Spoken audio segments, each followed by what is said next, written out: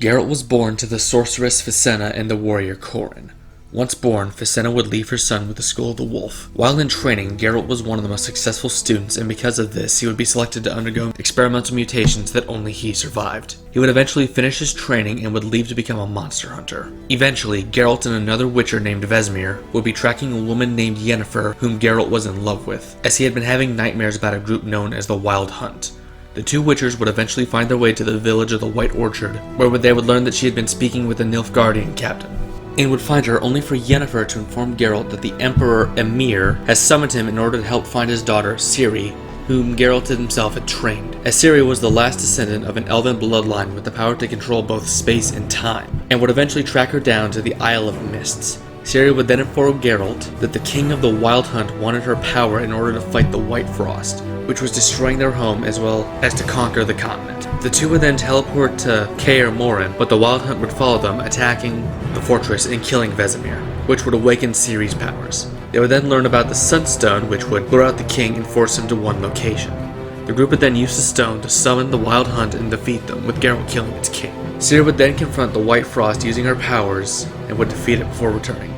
Geralt would then retire with Yennefer, leaving his legacy to Ciri, who would become a Witcher in his place. Little is known about Talion's early life other than he was born in the Kingdom of Gondor and would eventually meet a noblewoman named Lorth and would marry her. Sometime later, a nobleman would assault Lorth and Talion would accidentally kill the man in order to protect his pregnant wife.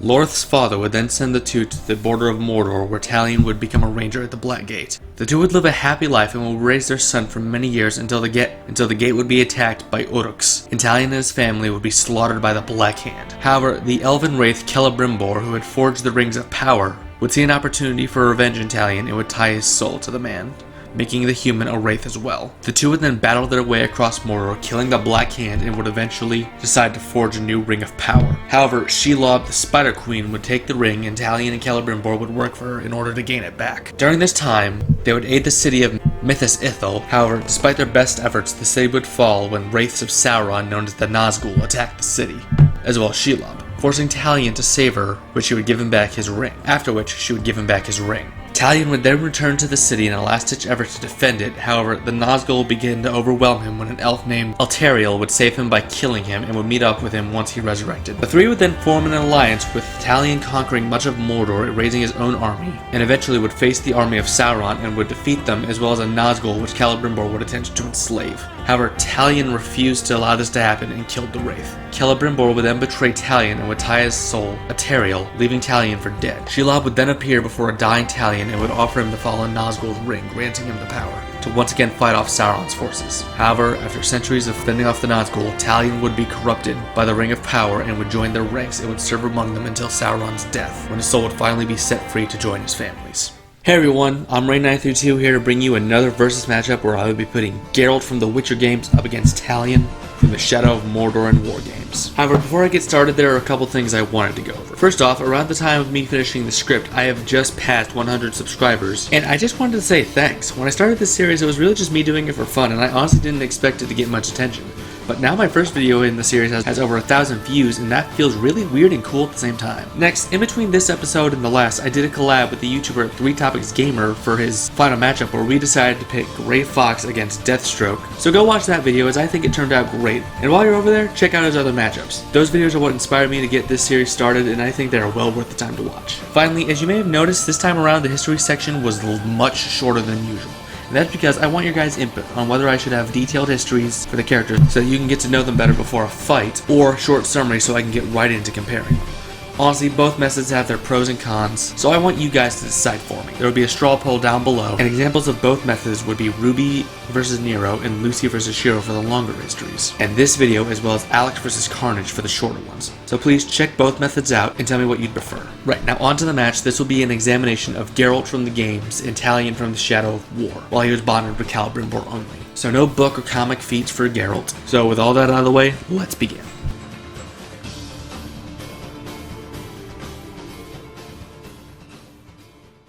During the events of The Witcher 3, Geralt is a mutated human in his late 80s, standing at around 6 feet tall and likely weighing around 200 pounds. As a Witcher, Geralt has undergone mutations that enhance his physical abilities, putting him well above most humans and greatly slowing his aging. Geralt is strong enough to break bones in one hit, lift a mace the size of his torso with ease, beat a bear and even a troll to death with his bare hands, and even overpowered a dragon, making it crash. His speed has been said to be faster than the eye can see, with one soldier saying that Geralt killed 20 men in the blink of an eye and even swung a sword faster than he could see. Aside from what has only been said, Geralt has been shown to easily be capable of deflecting crossbow bolts, and even kept face with an actively teleporting opponent. As a skilled monster killer, it makes sense that Geralt would have the stamina to keep up with vicious creatures made for long chases and battle. Witchers are said to have a high pain tolerance, and Geralt even confirms this.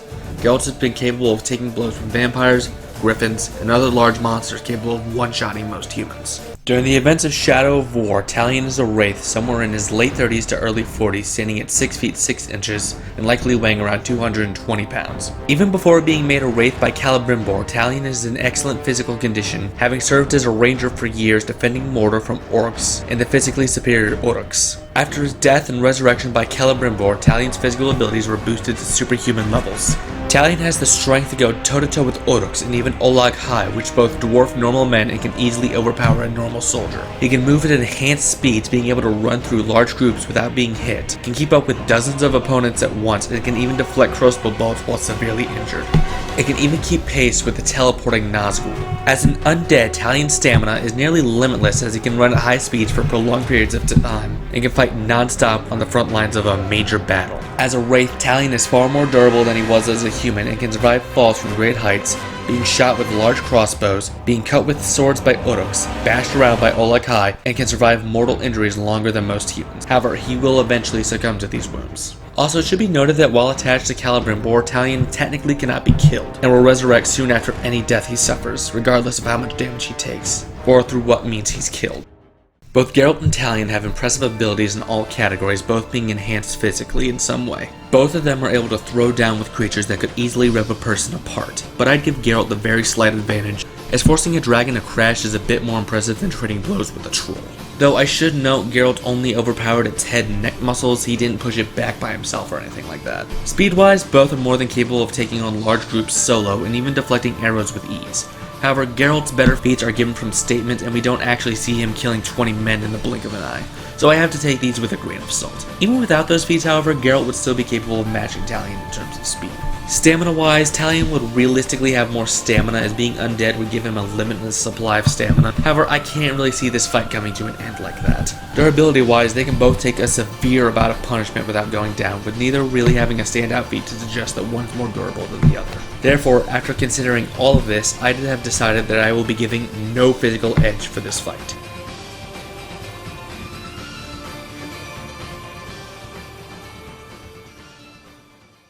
Geralt will be bringing 4 weapons into this fight, the first 2 being his steel and silver bastard swords. His silver sword, however, is only used on monsters. For a ranged weapon, Geralt will be bringing his crossbow with 10 bolts. Geralt also possesses several types of bombs, such as stun, slow, flash, and incendiary. Geralt wears a set of armor primarily made of leather and with chainmail on soldiers and gut, making for a lightweight set of armor. However, historically, leather armor offers very little protection, though it's certainly better than going in without any protection. Talion will be bringing 5 weapons into this engagement, the first of which is his sword Yrfael, which is the bastard sword he used throughout his life as a ranger. The second is his son's broken sword, Akarn, which he had custom made for his son, but now uses as a dagger. His first weapon gained from having his soul tied to Celebrimbor is his ethereal longbow, Askar, an arrow which he can carry around 12. This bow is supernaturally enhanced, granting Talion teleportation and several explosive abilities, while the bow is powered. Celebrimbor also grants him ethereal throwing knives, which can be used infinitely. His final weapon is an ethereal glaive named Aegalos, which measures around 8 feet in total length. Talion's armor mainly consists of chainmail, with leather and plate mail giving extra protection in most areas, with the exception of his joint. Both of the primary swords these two wield are practically identical and wouldn't give either of them any advantage. Geralt's silver sword would be just another sword to Talion, as in the Lord of the Rings lore, silver does not deal extra damage to Wraith like it does in the Witcher games. In terms of ranged weapon, crossbows and longbows historically are very similar, and unless the two of them were actively moving away from each other, there wouldn't be much of a difference, with the only non-supernatural difference being that Talion could ready another bow faster than Geralt could reload his crossbow. Then there are the supernatural enhancements that Geralt's crossbow lacks. His throwing knives would give him a reliable fallback should he run out of arrows as well. Talion's glaive as a secondary weapon would give him more range over Geralt, and due to it being ethereal, could be switched to on the fly, giving the weapon an element of unpredictability. Similarly, Geralt's grenades, with the exception of his flashbangs, would be unlike anything Talion has ever encountered before, and would without a doubt at least throw him off. Talion's makeshift dagger would most likely be ineffective if Geralt was using a weapon of his own. However, if Talion manages to sneak up on Geralt or disarm him, it would certainly be enough to secure the kill. In terms of armor, Talion's set is all around superior and offers far more protection without sacrificing much mobility in combat. So with all this in mind, I grant Talion the edge when it comes to weapons and equipment.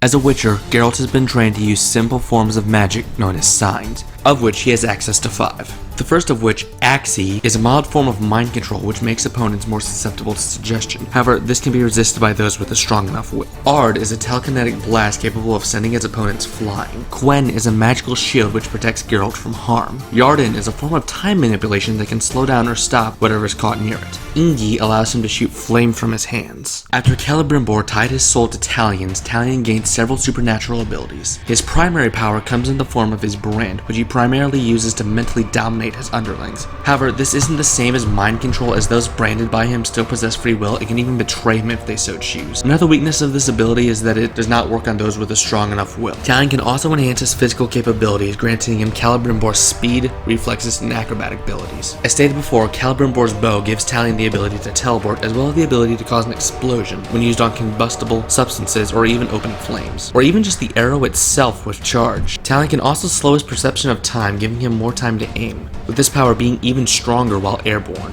After gaining enough energy, Talion can release this energy either as a kinetic energy blast or as a blast of ice, capable of freezing an opponent. Lastly, Talion can summon an ethereal version of Celebrimbor to fight for a few moments, which he usually uses to take on multiple opponents at once. And while it has been shown that Celebrimbor can fight side by side with the person he's possessed, he and Talion seem to operate similarly to characters like Eddie Brock in Venom, Jackie in The Darkness, or Naruto and the Nine-Tailed Fox, rather than as partners. Getting right into this, I don't feel that either of these opponents will be able to use their respective mind-controlling abilities, as the two are both shown to have strong wills. They both have a telekinetic blast, however Geralt is stronger and his blast can send people flying, whereas Talion's, even at full strength, can only stun his opponents. Geralt's time manipulation would overall be more useful, but Talion's ability to slow his own perception of time would likely give him the opportunity to escape or even counter this power if Geralt is caught off guard. Their elemental powers seem to be about even, with Talion having the very slight advantage, as while Geralt's Igni can cause severe burns with only a few moments, any form of Talion's ice will instantly freeze apart if not all of his opponent's body. Not to mention Talion's ability to cause explosions, which would give the same effect as Geralt's flames. Geralt's Quen's the only specifically defensive power the two possess, and would serve as a counter to most of Talion's attacks if he has enough time to activate it. Talion's aid from Celebrimbor could be used in a multitude of ways, from temporarily throwing an equally skilled opponent at Geralt, to even just prolonging the fight by denying him kill shots. And like Geralt's Quen, its effectiveness is dependent on its tactical usage. Talion's ability to boost his own physical abilities, however, is one that Geralt has no clear answer to. And while this ability may not be much of an advantage when the two fighters' abilities are this close, every little advantage counts. And for this reason that I will be giving Talion the slight edge in special abilities.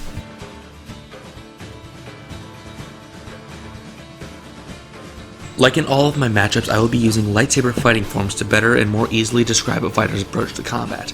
Now, for this video, I'm actually not going to cover each of their forms individually because from what I've seen, these two mainly use the same styles. And because I honestly don't feel like repeating myself, I'm just going to do it this way. Okay? Okay. Both Geralt and Talion use forms 1 Shi Cho and 5 Xian/Gem So. Shi Cho is a form which focuses on wide sweeping motions best used on groups of enemies. However, this form can easily be encountered by a single well-trained opponent, and as such, they would balance out the flaws with this form with Form 4 Xian/Gem So, a form primarily used to deflect and counter incoming attacks and reflect them at the aggressor, as well as deliver devastating counterattacks. Mainly utilizes Shi Cho, Geralt seems to prefer Gem So. As to me, his movements seem tighter as to quickly switch to a guard, if need be, whereas Talion's movements are wider and as to hit more enemies. With that out of the way, let's move on to tactics. Being almost 100 years old, Geralt has more experience fighting than any standard human warrior would ever have in their own, and continued to train up until the day he retired. Geralt's many years of hunting has also made him a master tactician, capable of planning around the abilities of various different beasts, as well as a thoughtful planner to take many precautions before entering an encounter. As a former ranger of the Black Gate, it stands to reason that Talion was a highly trained and experienced fighter. The Rangers were an elite military group tasked with defending the Kingdom of Gondor, and as such, Talion would have been trained to act as anything from a frontline soldier to a stealthy assassin. Tactically, Talion could best be described as a Swiss Army knife, being ready and capable in any and all combative situations at the point of an engagement. During the events of both games, Talion had to constantly adapt his fighting style, often out of nowhere, which is a large range of weapons, tactics, and techniques more than lets him do. Considering these two seem to use the same styles, I won't go into much detail, and I'm just going to say that in terms of skill with the blade, the two are very close in terms of skill, to the point where I think it could honestly go either way. However, with Talion preferring Sheet Show, that would give Geralt a general advantage at first, as Form 5 was made with the shortcomings of Form 1 in mind. But once Talion realizes he needs to fight defensively, the fight will once again be even. At the end of the day, neither fighter is bringing anything to the table the other hasn't already dealt with, and both have the skill needed to control the pace of the fight as well as stopping the other from doing so.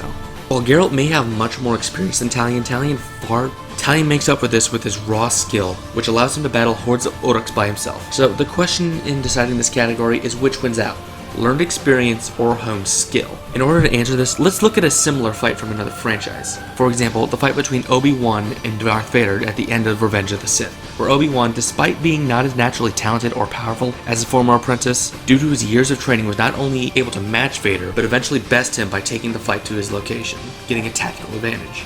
Also, while Celebrimbor as an elven warrior would have more experience than both of them combined, like the majority of Talion's battles, he would be taking a back seat, as trying to give orders during engagement like this would likely only distract Talion. And we know for a fact that these two do not share their experiences in any sort of telepathic, meaning Talion wouldn't have access to it. So it is for these reasons that Geralt has a slight edge in combat skills and tactics.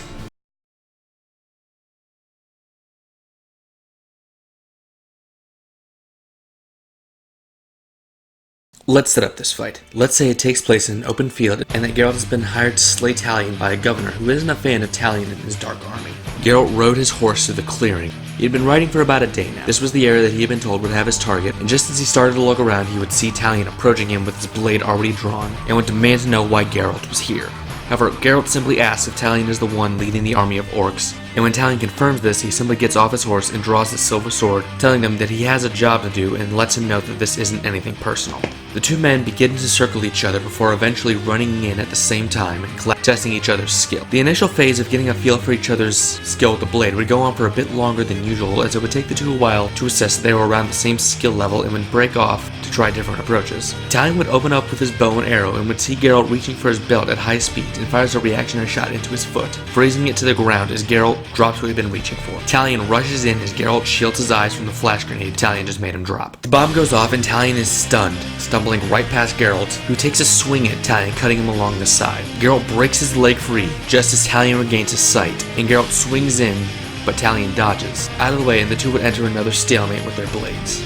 Talion throws a dagger into Geralt's side and goes in to strike, but sees Geralt doing a sign with his hands, and before Geralt can close the distance, Geralt casts Inky and burns the side of Talion's face, knocking him to the floor, before pulling out his crossbow and aiming it at Talion's head, just out of range of his sword. However, before he can fire, Talion swings his blade, but forms his glaive mid-swing, knocking the crossbow out of his grip, before going on the offensive and keeping Geralt just out of range, before tripping him and stabbing down into his shoulder, and then going for another stab to the heart, just as Geralt casts Ard, sending Talion flying. Geralt quickly gets up and rushes in as Talion fires several arrows. However, Geralt easily deflects all of them, and the two would yet again come to blows with their blades, but this time Geralt is getting the upper hand and gets in a couple of solid hits, yet Talion is still able to hold his own. At one point, the two would enter a blade lock, but this time Talion is keeping the lock for longer than usual until Geralt feels a blade slash across his back, dropping him to the ground. Now that Celebrimbor has done his deed, he disappears, and Talion raises his blade and prepares to cut Geralt's head off. But before he can bring the blade down, Geralt unsheaths his steel sword and plunges it into Talion's gut.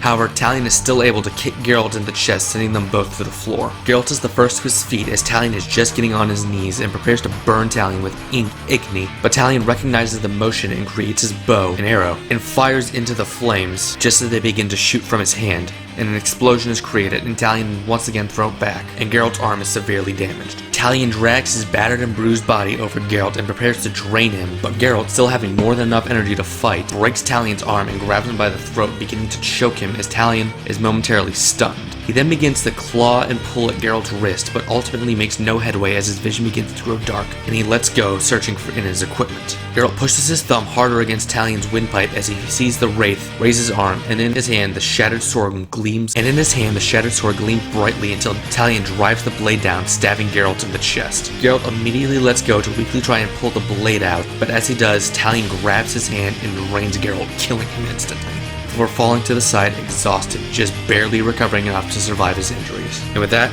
I declare Talion of Gondor, the Ranger, the winner. This is another matchup that realistically could go either way depending on the circumstances. Physically, these two nearly matched each other in every way, both possessing amazing abilities, and though Geralt may be stronger, this is really only by a small margin. And while Talion in theory should have limitless stamina, the fight realistically wouldn't come down to that, as with all of their skill, one of them will land a killing blow before too long. If this were a pure sword fight, it would almost be a coin flip, though slightly favoring Geralt, as his greater experience would give him more tactical knowledge to use against Talion. Even their powers seemed very even, with some of their powers even cancelling each other out, but Talion just barely gets the edge due to his wider range of abilities. In fact, Talion's biggest advantage was its gear, granting him far more protection and avenues to attack than Geralt would have access to. And while Geralt has an impressive arsenal of his own, it just isn't as good overall. But like I said, this fight could go in either direction, but to me, Talion is just the more likely victor. But what do you think? Let me know in the comments down below if I got anything wrong. Please feel free to correct me.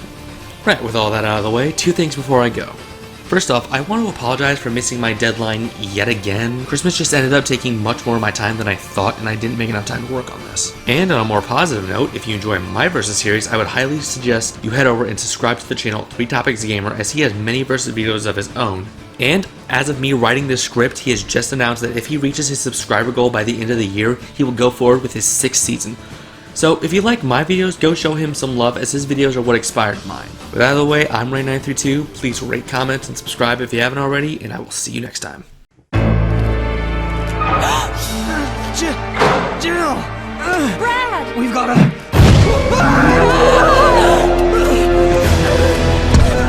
Jill! Help!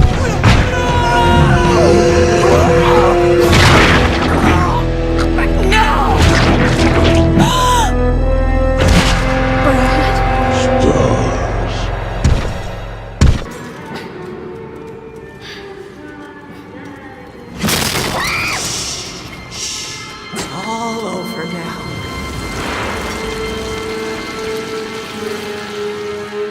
No! I won't hurt ya!